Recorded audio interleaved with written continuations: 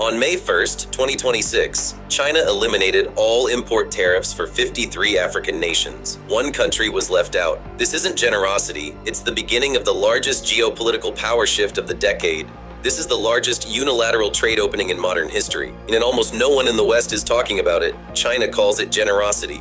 Critics call it the most sophisticated geopolitical move of the decade. Both might be right. In the next 8 minutes, what actually happened, who wins, who pays, and what this deal is really buying. For years, China already gave the 33 least developed African nations preferential access to its market. Then, in December 2024, it expanded that group. And on May 1st, 2026, it went further, extending zero tariff treatment to the 20 largest African economies as well. The result, 53 African states now export to China completely duty-free. The deal is deliberately asymmetric. African countries keep the right to tax Chinese imports. China does not.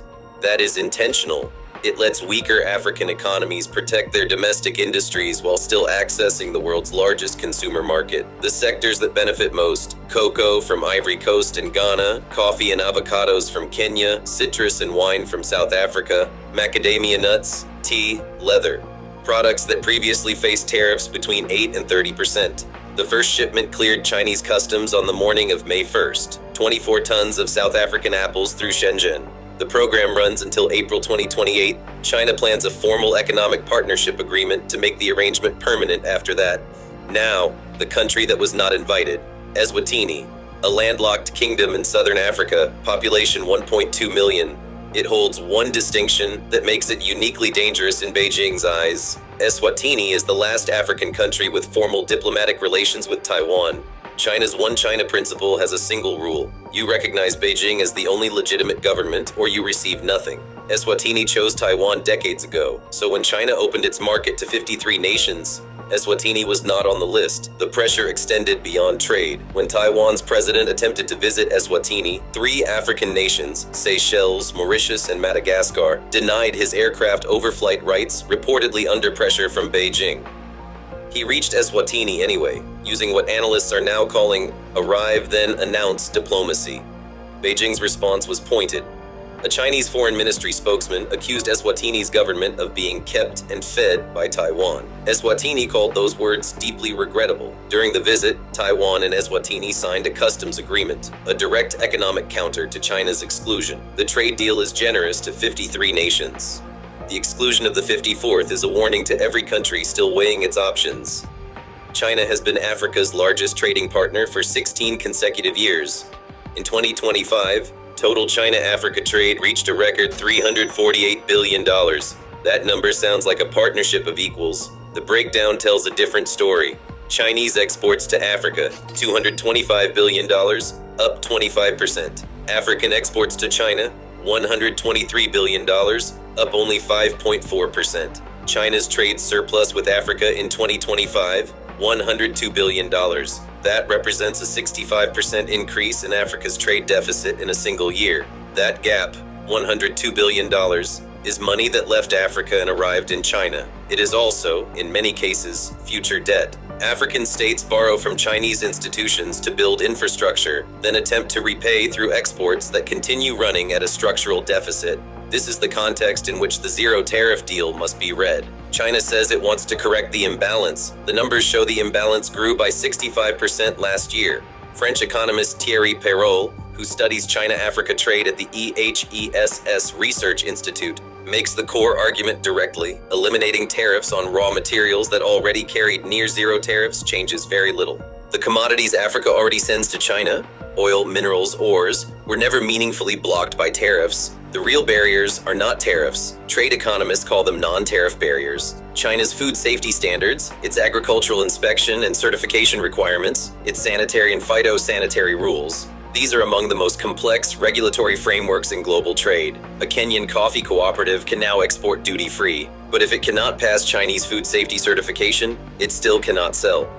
A second problem, competitiveness. Even with zero tariffs, African manufactured goods compete against Chinese domestic production and against Asian exporters with decades of industrial scale behind them. The countries best positioned to use this deal, South Africa, Morocco, Kenya, Ivory Coast, are already the continent's most economically developed. The least developed nations, the ones the program was originally designed to help, face the same structural constraints they always have. The deal reaches them last. But access is not transformation. And this is where the deal gets complicated. A zero tariff label changes the legal framework. It does not change the factory floor. It does not build the processing plant. It does not train the food safety inspector who can navigate Chinese certification requirements. It does not create the cold storage facility that keeps Kenyan avocados viable for a 14-hour flight to Shenzhen. The countries best positioned to capture this opportunity are the ones that already have infrastructure, regulatory capacity, and export experience. South Africa, Morocco, Kenya, Egypt. They were already winning before this deal. This accelerates their advantage. The countries this deal was originally designed to help, the least developed, the most commodity dependent, the most indebted, face the same structural walls they always have. Zero tariffs do not remove those walls. They just make them easier to see. And that gap between Africa's rising economies and its most vulnerable ones may widen as a direct result of this deal. Not because China intended that outcome, but because intention and architecture are two different things. The deal is real. The opening is real. What fills it is still undecided.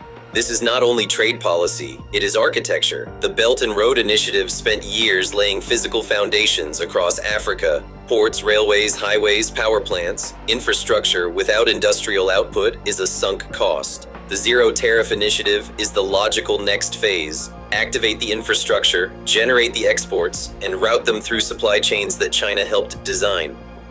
At the same time, China is steadily pushing the international use of its currency.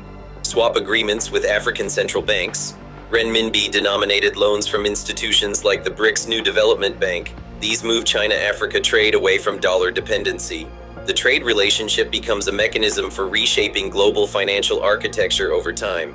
The geopolitical timing is not coincidental. Under the Trump administration, U.S. tariff policy has introduced uncertainty into the African Growth and Opportunity Act. AGOA offers trade preferences, but conditionally and with renewal cycles that create planning risk for African exporters.